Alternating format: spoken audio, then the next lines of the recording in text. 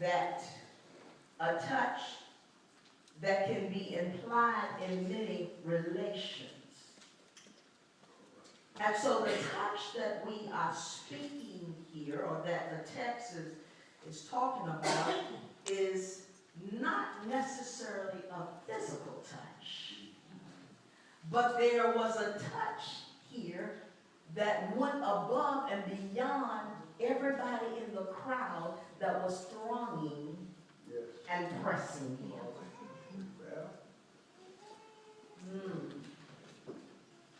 But out of all of those who was in the crowd, or who was in the press, or who was thronging Jesus, thronging simply means to compress or to compel, to hold together.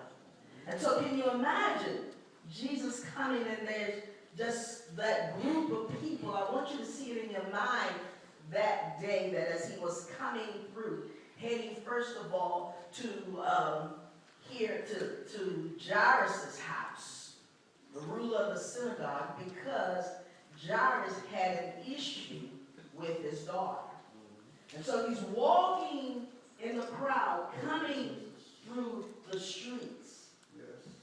And there are groups of people just thronging him, pressing him, coming all together.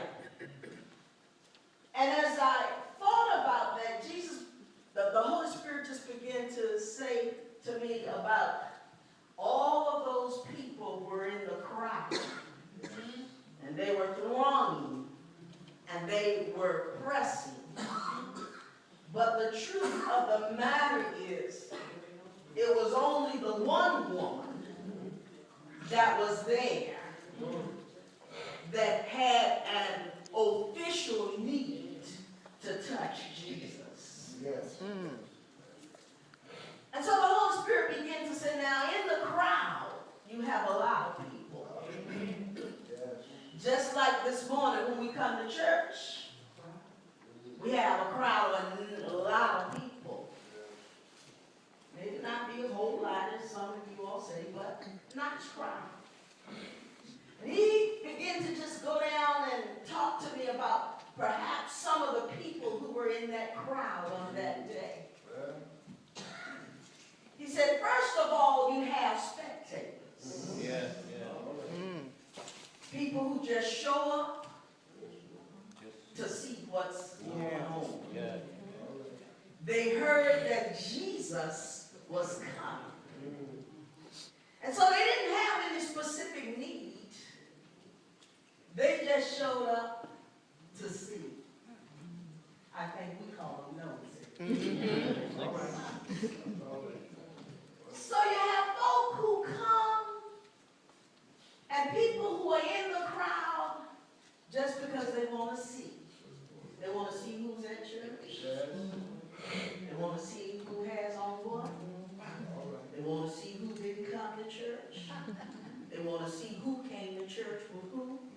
They just want to come to see what they can see. And then the next person you have in the crowd that day, you had socialize. People who thought that it was just a good idea to be out that day. You have some folk who show up for church because they look at it as simply another social activity.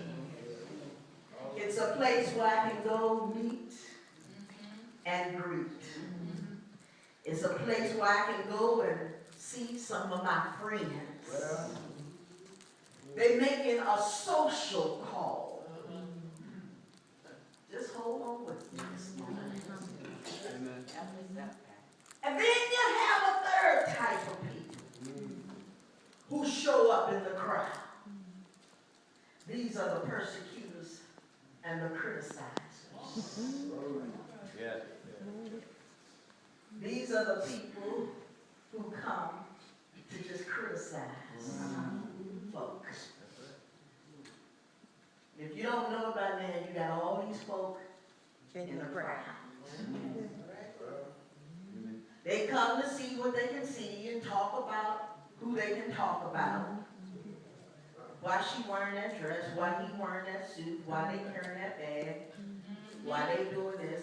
And don't they know better? They shouldn't be doing that. And they shouldn't be doing this. And just come in the spirit of persecution. Then the fourth type. You got those in the crowd who somebody just drugged them in. Jesus is coming. Hey man, Jesus is coming. Come on. Just you're here because somebody drugged you in. You just, the crowds of throng just took you that way. Maybe you were just standing by on the side of the road. You didn't want to get in the crowd that day. But because of the throng and because of the press, somebody just grabbed you and the next thing you were pulled in.